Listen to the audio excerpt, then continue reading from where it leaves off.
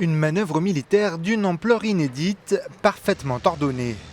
Sur la mer, la terre et dans les airs, la Russie exhibe ses muscles et sa puissance d'action. Aux confins du pays, en Extrême-Orient, l'armée réalise en ce moment les plus importants exercices d'entraînement à la guerre depuis la chute de l'Union soviétique. 300 000 hommes sont déployés pendant une semaine. Ce mercredi, c'est la défense aérienne qui était testée. Ce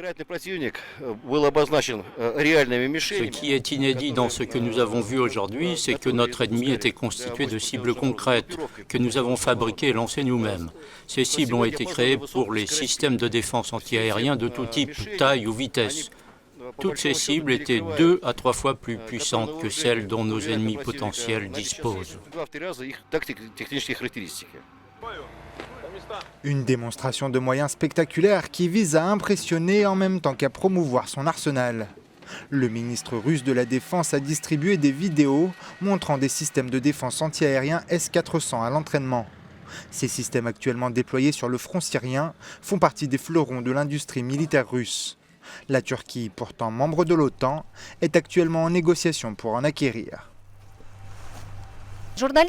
Les journalistes du monde entier qui sont venus en nombre ici se demandent tous à quel type de scénario se prépare Moscou. Les responsables militaires expliquent que c'est un test des capacités défensives du pays.